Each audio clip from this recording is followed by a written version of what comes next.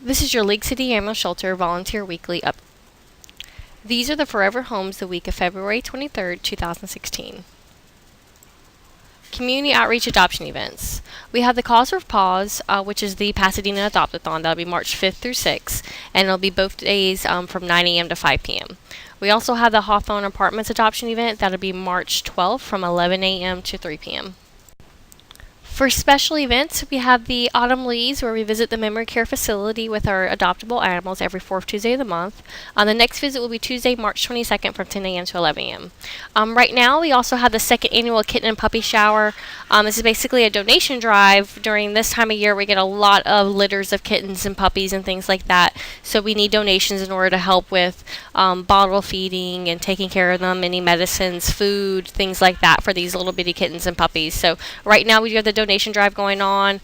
We do have a flyer with a list of the items we needed, and we also have an Amazon wish list for those types of specialty items. So please try to promote that. Social media, at your work, flyers, anything like that. We also have the Flamingo Flocking Fundraiser. I know I've been talking about that a lot. So that will begin, like I said, April 1st, and we will need volunteers to help with that.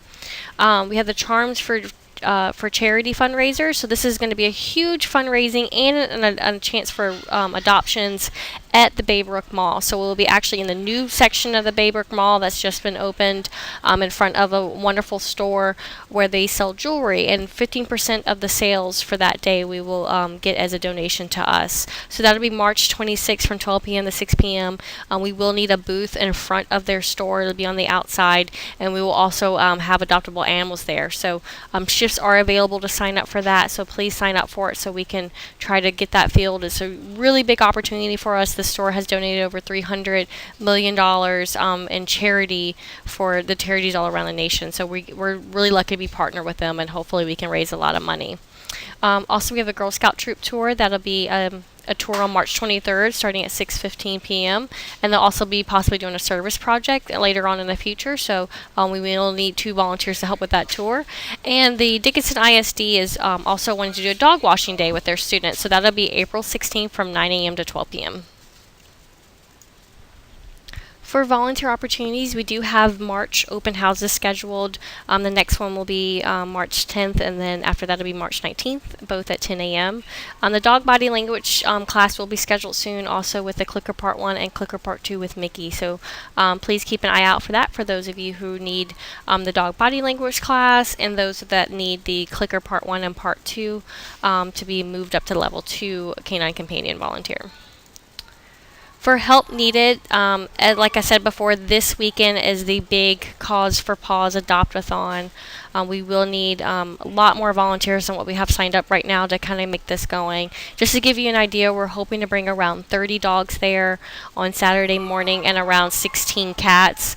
That way, we're bringing as many possible we can to Pasadena. This is a whole new outlet for potential adopters. Instead of just doing it in our area, in the Galveston County area, will actually be in the Harris County and even Montgomery County. Shelter will be there, so they're advertising all over the place.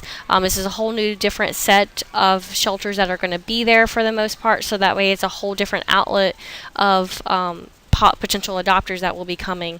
So we're trying to bring as many animals as we can and get as many adopted and kind of clear our shelter out. We will need transporters for that for both days. There and back to get that many animals. We just don't have enough room in our trucks, our ACO trucks, to bring that many animals up there. So we will need volunteers to help transport them Saturday and Sunday morning, and they kind of transport the ones that don't get adopted back on Saturday and Sunday evening. So for those of you who are able to do that, even if you're able to just bring 1 or 2 cats in a carrier, or just 1 or 2 small dogs, or just 1 big dog, whatever you can do, that way we can bring as many animals as we can up there. Also, we do need canine companion and feline friend volunteers for that weekend, so please try to sign up for that. Like I said, the more animals that we actually have out and the more help that we have, the more likely they are likely to get adopted. So please sign up, even if it's just for an hour or for 2 hours. I know it's kind of a drive for us volunteers, but it is well worth it if we can get the animals out and clear our shelter out. Also, we do need fosters needed for bottle fur babies and mamas with litters.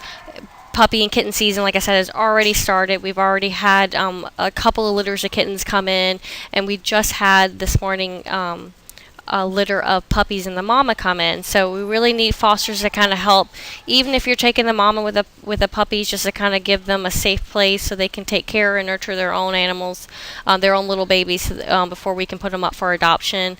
It makes a huge difference. Fostering is so rewarding. We have some great fosters, but we do need some more. So if you're interested, please email me and let me know. And also make sure that you are part of our private Facebook page for the volunteers, so that way you can get up-to-date notices on when we need fosters on there.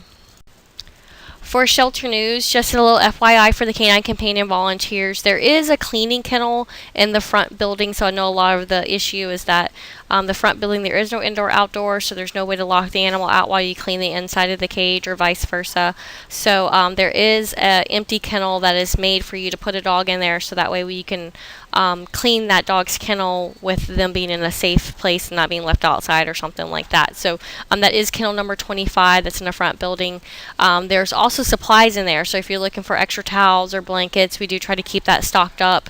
There's also a laundry basket in there, so that you can put the dirty laundry in there, so you don't have to keep going back and forth for when you're cleaning kennels. So just kind of give it FYI on that for the Canine Companion volunteers, that we have made that available for you. Also, we have the council workshop. Like I said last week, we do need as many people there as we can to kind of show your support to the council that we do need a new shelter building. Obviously, we have, as the city grows, we're kind of outgrowing this building right here, and this building's not really up to date the way we need it to be. So please, if you can, on March 7th, 6 p.m. to League City Civic Center, come and show your support to the council members to let them know that you do support a new shelter building for the League City. We also have an Easter special going on. That'll be March 19th. It'll be $5 microchipping for all League City residents. So try to promote that. This is one of our ways of promoting getting a return to owners and getting the animals back home. I know a lot of times we really push, let's get them adopted, but it's also very important to get these animals back home to their owners. So microchipping is one of the most simplest ways to get that done.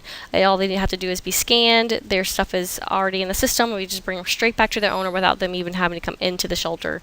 So we are trying to promote that, and we will be doing a special for $5 on that this month.